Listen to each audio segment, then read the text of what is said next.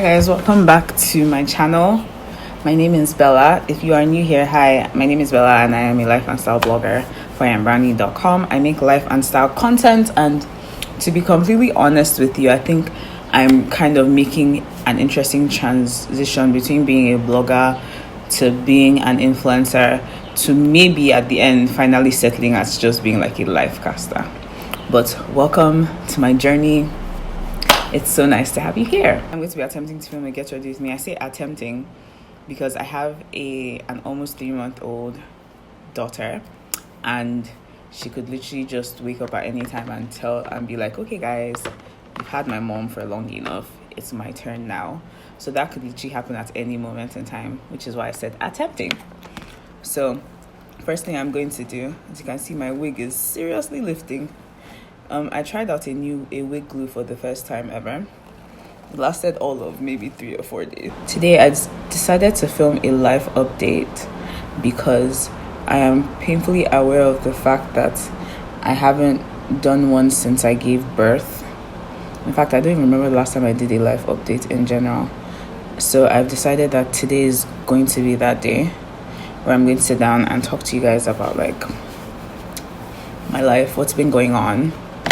Like, it's not obvious enough, but yeah, my life, what's been going on and all that jazz. So Zoe is going to be 3 months tomorrow from when I'm filming this video, and honestly it's so wild to think about because like I still like look at her pictures every once in a while and just think to myself, wow, I just like casually gave birth to a child,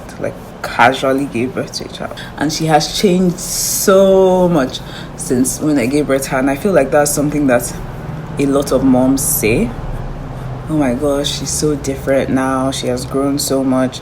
But like now that I actually have a child, I can see where people are coming from with that whole thing of a child growing so much.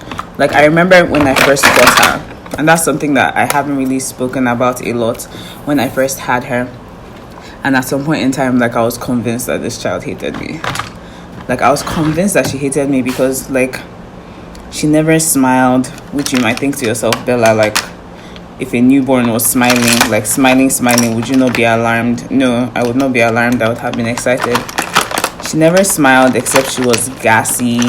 Like she just really just minded her own business, to be honest. And she just ate and slept and cried and, you know. And we went through so many phases where like I just wasn't sleeping because like even when she was sleeping, I was so anxious about like her breathing and her being okay. That new mom phase is like really heavy. It's really heavy because like now I feel like I have a better handle on her and we know each other better. She's like such a happy baby, which makes me so happy. Like no colic. She has a bit of reflux, which basically means that she spits up quite a lot. But it's one of those things, kind of like colic, that just goes with time and you can't really do much about. So like we've kind of just accepted our portion on our cup, you understand. But she's doing so well, guys. Like she's reaching all her milestones. The one thing that I will say about Zoe is that Zoe is not a social baby. And I'm hoping that that changes over time because of how social I am and how social-ish her dad is. Which, by the way, she looks so much like her dad. But she is such a cute baby, so it's fine. She's such a goofy baby. Like, she literally bursts into... Oh my gosh, I'm talking about Zoe for like 10 minutes and I've not even started my foundation. I used to do my brows first all the time. But I've just like stopped. I've stopped doing my brows first all the time. Now I do them like in between. My baby, I can talk about her forever, to be honest. Like it doesn't mean that there are not times when it gets like annoying and stressful. Like there are certain times that she will literally be crying and will not understand why she's crying. Like she has been fed, she's not hungry, she has been changed, she's not sleepy or anything like that. She's just like, I guess, bored or something, and she's crying, and I just find myself being like, guy, I'm just like, Zoe, what is it? What, like I've had those moments for sure. So I don't ever want to give the appearance that everything is just going according to plan, because everything is not going according to plan. But at the same time, I can't lie and pretend that I'm not enjoying the experience. You know how some certain things will happen in your life and you're just like, oh my gosh, this is the worst. But in the back of your mind, you're kind of like, oh my gosh, I've been waiting for the opportunity to say this is the worst for the longest time. That whole thing of people saying like you change when you have a baby is actually not a joke. Like, even in things that I did not really need to change, like in my opinion, I just didn't need to really change on, I have changed on. Like, stuff as simple as like the way that I do my makeup has changed so drastically. The things that I enjoy doing, the things I find joy in, really have like kind of shifted in a very weird way. I always knew that when I had a baby, when I had a child, I was going to be that mom that like wanted to be with her everywhere, like wanted to take her everywhere and stuff like that. So in that regard, I feel like those things are still the same. Like, I still want to take her everywhere, but like I said, right now she's not the most sociable baby. So like when she sees a lot of people, she kind of just gets really fussy. I just feel like I have such a weird confidence in myself and like a weird sense of self that a lot of things that I guess I could say like bother a lot of people just do not bother me, because like I have like a bigger picture in mind most of the time. Also, I know what my destiny is already. I think there's a peace that comes with knowing where you're going to end up. I find that a lot of things that I used to do or used to not have an issue with, now I have an issue with. Like, I remember in my last relationship, and that was probably my most popular relationship, and that's probably one of the ways that you even found me if you're watching this video, because like we used to make a lot of like relationshipy videos together. I found that like it just didn't suit my lifestyle anymore. So even before the relationship ended or ran its course, I had already found myself kind of just withdrawing from that life of sharing everything, up to the point that a lot of people probably thought that the relationship ended before it actually did, which would be an issue if I wasn't a different person that just didn't care about stuff like that. But then the game is the game. Right now, my primary focus is kind of just creating the best environment for myself and for Zoe, and like going after what I want in life with her in tow, because it just like that's just how it is, and that's how it is for both of us, like for me and her dad. Like, there's no part of me that has ever been under the impression that it is me that is in control of my life. So in as much as you do what you can as a human being, you do have to be painfully aware of the fact that a lot of your life is out of your control. Now, postpartum has not been an easy adjustment for me, and I feel like it's never an easy adjustment for anybody. And for me, it's such a funny thing, because it's one of those things that you have the days where you just feel amazing. You're just like, oh my god, I feel amazing, my body is amazing, like this is amazing, I pushed out a child, and then other days that you look back and you're just like, damn, like this was not how I looked before, this was not how I felt before, this wasn't there before, this was higher up before, this was flatter before, this was, do you understand? Like, it's almost a human thing, and no matter how happy you are about the results of your pregnancy, obviously I love how I said results, like as if she's not like a whole person, do you understand? But like, no matter how happy you are about your child, you can't help but still feel like, you know, it could really have been different. Like for me, I initially I felt like I couldn't really complain, because like a lot of times when I would post things, the days that like I'm feeling my ultimate best and I'm just like, yes bitch, or like, you know, like I'm just feeling myself, basically I would post a video or a picture to kind of like, one, document my progress, but also just like, because like I'm a social media person, so like I will post on social media either way, and I'll get so many compliments and it would be nice. But at the same time, like when you've passed that stage in your life where other people's compliments really mean something to you, it's almost a thing that you're just kind of like, yeah, that's nice that you feel that way about how I look. That's nice that you feel like I've snapped back.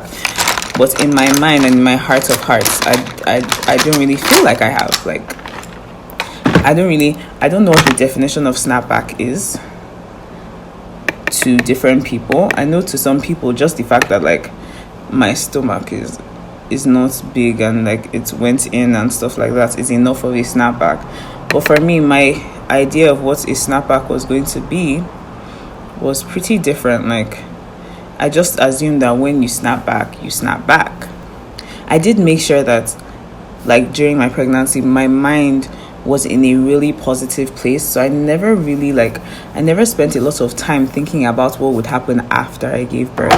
Like, every once in a while, I would kind of like joke about it and be like, yes, now, do you understand? Of course, the body is going to go back. Like, I mean, you know, the game is the game, which is something I say very often if you've not noticed.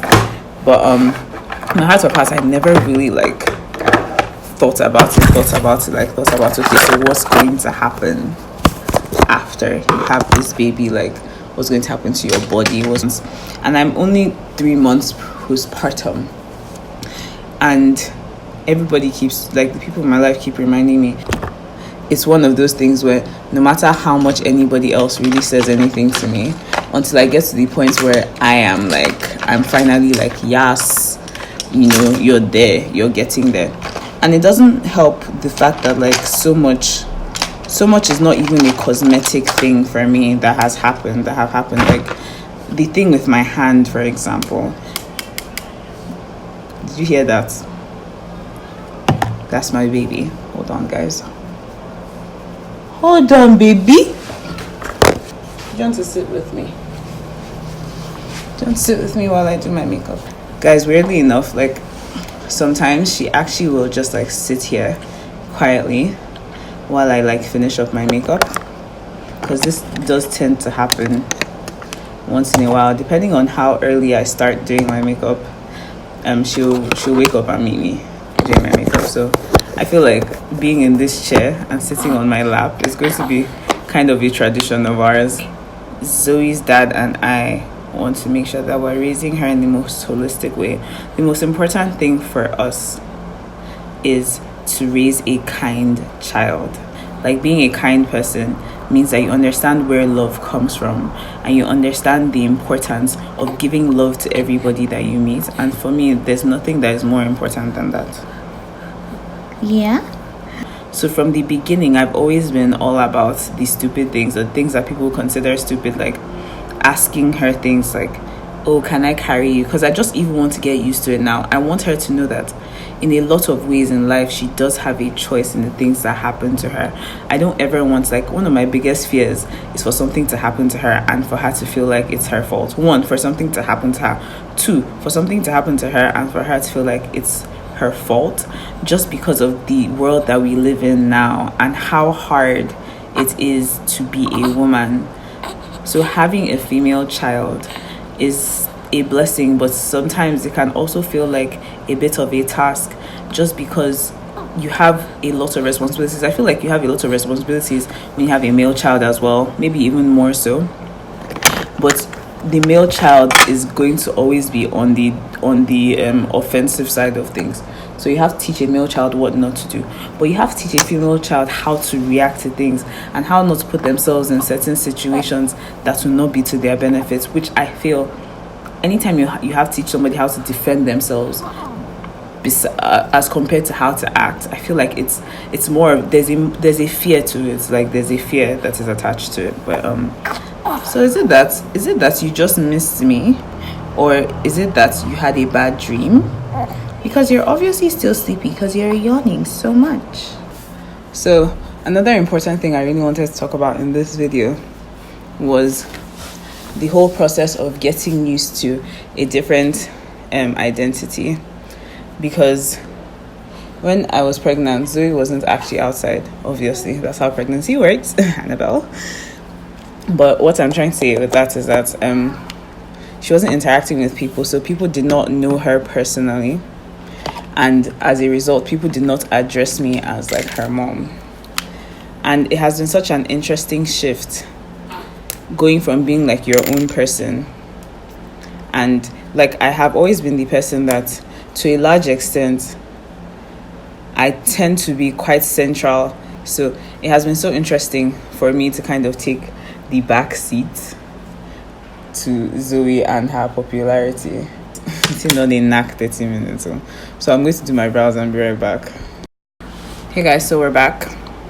Madame is still here. We had a bit of an explosion after she ate, so we had to take care of that. She does this weird thing where when she poops, and like I always ask her when she poops, I always ask her, "Did you poo poo? Did you poo poo?" And she would be like laughing, like she can literally laugh for days just from me asking her that question when she actually poops. Because I've tried asking her when she hasn't pooped, and she doesn't find it funny. Like she's like, "What are you trying to say, Mom? Like, are you trying to say that's all I do?" Here you go. I like to get her to hold brushes when I'm doing my makeup, just to like help her motor skills. She has to like know how to grip stuff. So I'm always getting her to hold stuff. If she drops it, I give her another one. Thankfully, she has not tried to put any of them in her mouth just yet. Yeah, our baby's a little overachiever. Overall, how do I feel being a mom? Because I get asked that question quite a lot. That's probably the most asked question.